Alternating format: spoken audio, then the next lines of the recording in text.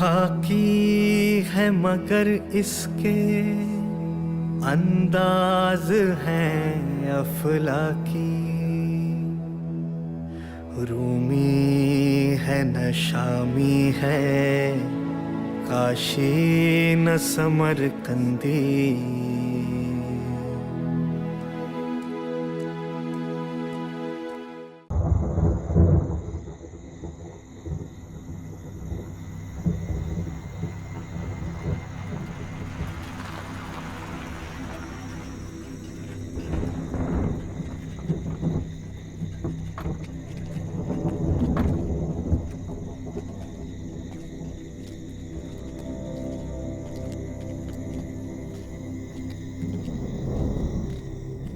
ఇక్కడ చాలా చీకటిగా ఉంది.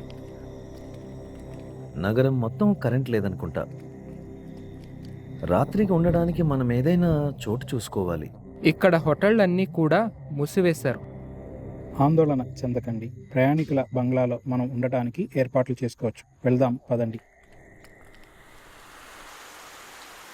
చాలా ఎక్కువగా వర్షం పడుతోంది, తుఫాను ఉంది. మాస్టర్ గారి దయ వలన ఉండడానికి వసతి, భోజనం అందాయి. భోజనం చేసి బాబూజీ కోసం వెతుకుదాం. కూర్చోండి కూర్చోండి.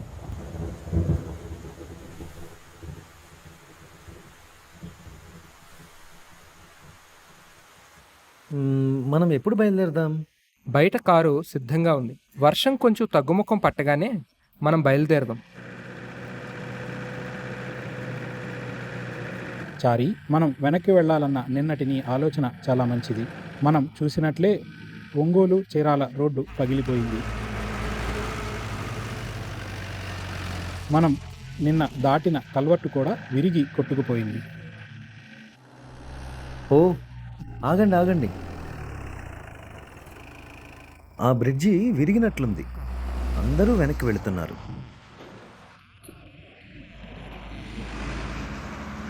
ఇక మనం వెనక్కి వెళ్ళాల్సిందే అనుకుంటా.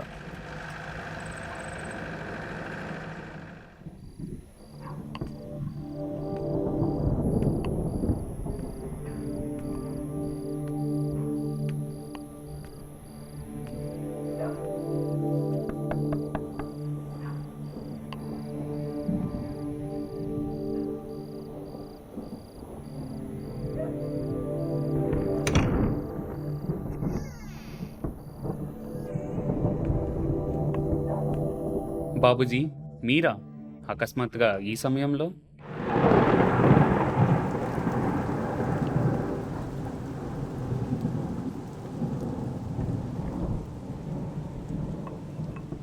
బాబూజీ, ప్రణామాలు. సోదరా, నాకు తినడానికి ఏమైనా దొరుకుతుందా? నాకు చాలా ఆకలిగా ఉంది. తొందరగా తినడానికి ఏదైనా తీసుకురా.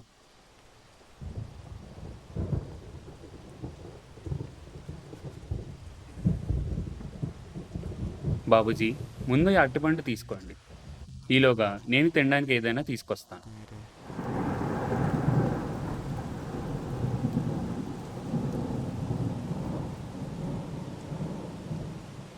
కాశీరామ్జీ, నేను షాజహాన్పూర్లో కలిసి బయలుదేరాం.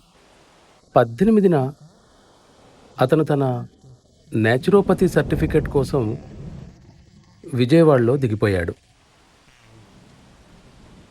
తర్వాత రైలు కొంచెం ముందుకు కదిలేసరికి ఒంగోలు స్టేషన్ వద్ద బలమైన తుఫాను వచ్చింది. అక్కడే రైలు నిలిచిపోయింది. 60 గంటలు, దాదాపు 60 గంటలు నిలిచిపోయింది. రైలు ముందుకు వెళ్ళలేదు, వెనకకు వెళ్ళలేదు.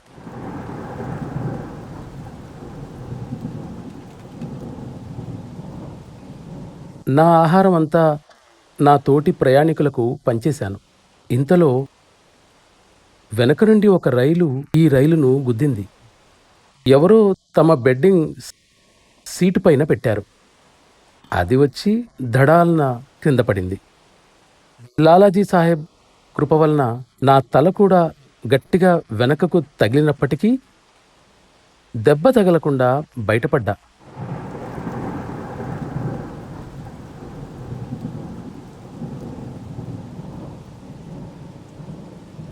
సరే, నేను వీలైనంత త్వరగా మద్రాస్ చేరుకోవాలి.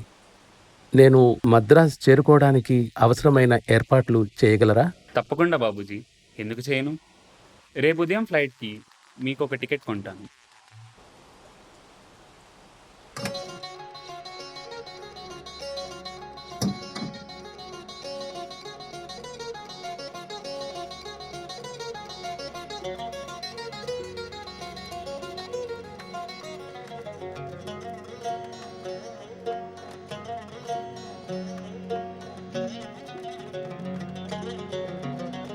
బాబూజీ ఇప్పుడు ఎలా ఉన్నారు?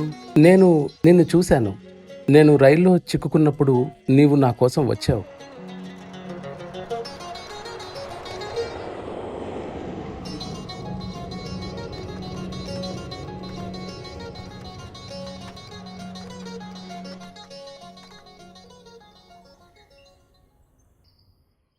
రైలు ప్రమాదం చూడాలని నాకు కోరికగా ఉండేది. చూడు, ఈ కోరిక ఎలా తీరిందో. లాలాజీ అన్నారు, నీవిప్పుడు చూశావు, ఏ వ్యక్తి అయినా దేనిని కోరుకోకూడదని ఇప్పుడు నీకు అర్థమైందా? కోరిక చాలా గాఢంగా ఉంటే నీవు దానిని అనుభవించాల్సి ఉంటుంది. నీకు 15-20 నిమిషాలు సమయం ఉందా? ఉంది బాబూజీ. అయితే నాతో రా.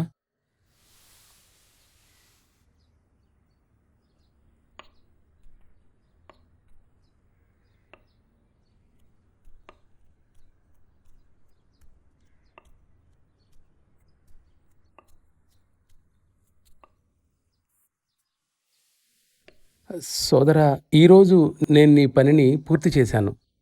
నాకు అర్థం కాలేదు బాబూజీ. ఏ పని? అదే, నీ తల్లిగారి గురించి నీవు నన్ను అడిగిన పని. దానిని పూర్తి చేశాను. మీ తల్లిగారు చాలా మంచిది.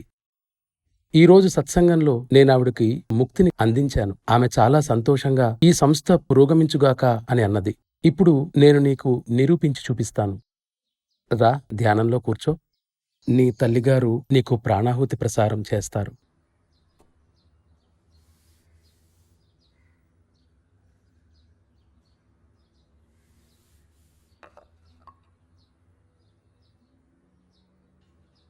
Please start.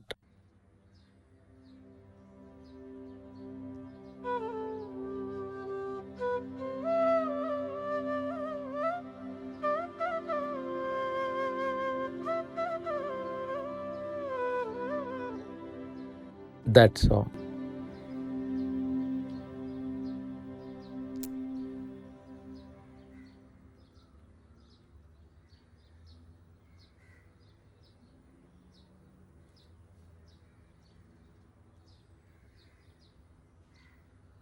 బాబూజీ, నాకు చాలా ప్రశాంతంగా ఉంది. నాకు నా తల్లిగారి ఒడిలో నిద్రిస్తున్నట్లుంది. నీవు సరిగ్గా చెప్పావు. నాకు అదే అనిపించింది. ఆమె ఇక్కడ ఎక్కువసేపు ఉండాలనుకోవట్లేదు. వెళ్లే హడావిడిలో ఉంది. భవంతిలో నివసిస్తున్నవారు గుడిసెలో జీవించాలని ఎందుకు అనుకుంటారు?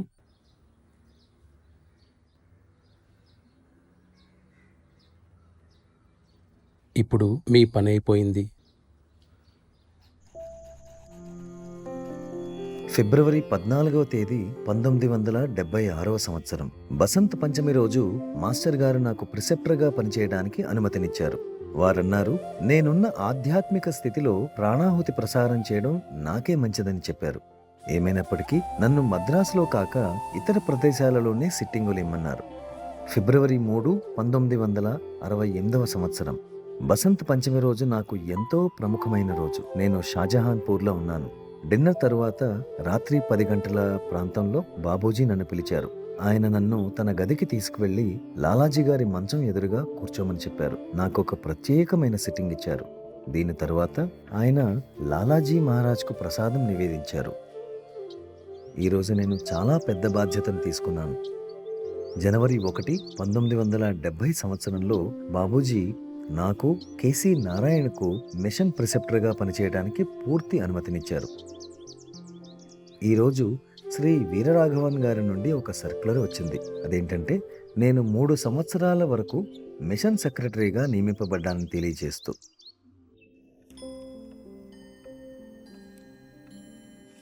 పాచు, బాబూజీ షాజహాన్పూర్ వెళ్ళిపోయాక నువ్వు చాలా విచారంగా కనపడుతున్నావు. ఈసారి బసంత్ త్వరగా వచ్చింది.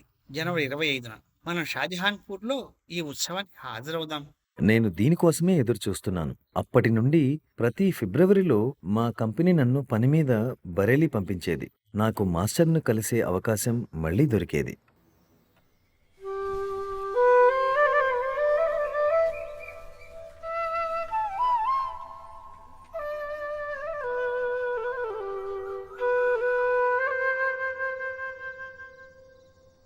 బాబూజీ, ఆధ్యాత్మికతలో మనం దేనిని వదిలేయాలి? దురభిమానం. దురభిమానమే అన్నింటికన్నా గొప్ప విషం. జీవిత లక్ష్యం అంతిమ గమ్యాన్ని చేరుకోవడమే. అది శూన్యత్వము. ఇక్కడికి మనం చేరుకునేసరికి అన్ని శక్తులు, కోరికలు, అన్ని స్పందనలు పూర్తిగా తొలగిపోతాయి. ఇదే మానవ జీవితపు అసలైన లక్ష్యం. ఇక్కడికి త్వరగా ఎలా చేరుకోగలం? అసహనం లేదా నిరంతర తపన అత్యావశ్యకమైన అంశం. ఈ లక్ష్యాన్ని త్వరితంగా చేరుకోవాలంటే తీవ్రమైన తపన అవసరం. తపన ప్రారంభమవ్వగానే దివ్యశక్తి హృదయంలోనికి రావడం ప్రారంభిస్తుంది. భగవంతుని చేరే మార్గం తెరవబడుతుంది. నీవు ఎవరినైనా నీళ్ళలో ముంచితే అతను నీటి నుండి బయటకు రావాలని తీవ్రంగా తపన చెందుతాడు. తీవ్ర తపన ద్వారానే అకుంఠిత కృషి ప్రారంభమవుతుంది. అదే మనకు త్వరిత పురోగతినిస్తుంది. అదే సాక్షాత్కార మార్గం వైపుకి నడిపిస్తుంది. పురోగతి చెందటానికి ఇదే అతి సులువైన, త్వరితమైన పద్ధతి. బాబూజీ, ఈ తీవ్ర తపనను ఎలా సృష్టించుకోవాలి? చూడు, నీవెవరినైనా ప్రేమిస్తే వారినే మరలా మరలా తలుచుకుంటావు. ఇక్కడ దివ్యత్వం పట్ల ప్రేమ కలగాలంటే దీనిని విలోమం చెయ్యాలి. మనం భగవంతుడిని మరల మరల గుర్తు చేసుకుంటే ఆయన పట్ల ప్రేమ దానంతటదే కలుగుతుంది.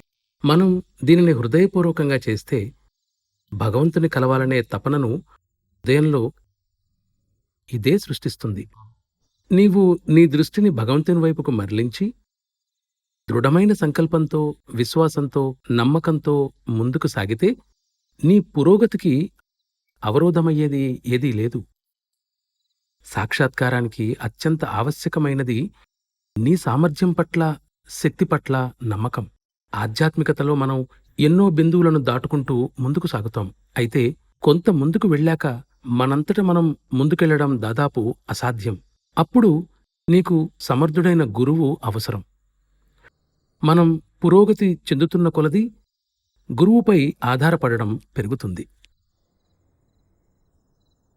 ఆత్మలతో పనిచేయటం ఎలాగో నీకు తెలుసా? తెలియదు బాబూజీ. పార్థసారథి, దెయ్యాలంటే నీకు భయమా? అవునండి, నాకు భయం. ఇందులో ఏముంది భయపడటానికి? నీ ముందుకు అలాంటిదేదైనా వస్తే నేను రామచంద్ర శిష్యుడినని చెప్పు.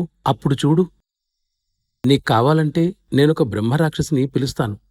దానితో ఏం చెయ్యవచ్చో నీకు చూపిస్తాను. వద్దు బాబూజీ, ఇంకోసారి ఎప్పుడైనా. నీకు తెలుసా అదే ఎలా వస్తుందో? తెలియదు బాబూజీ. బ్రాహ్మణుడు ఎప్పుడైతే దిగదారిపోతాడో అతనే బ్రహ్మరాక్షసుడవుతాడు. చూడు, బ్రాహ్మణుడికి శక్తి ఉంటుంది. ఆ శక్తితో గనక అతను దిగజారిపోతే అప్పుడతడు బ్రహ్మరాక్షసుడవుతాడు. సరే, దానిని వదిలేద్దాం.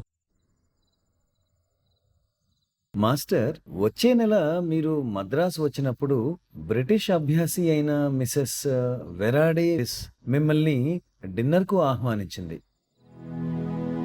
सिखला दी फरिश्तों को आदम की तड़प इसने, आदम को सिखाता है आदाब खुदाबंदी.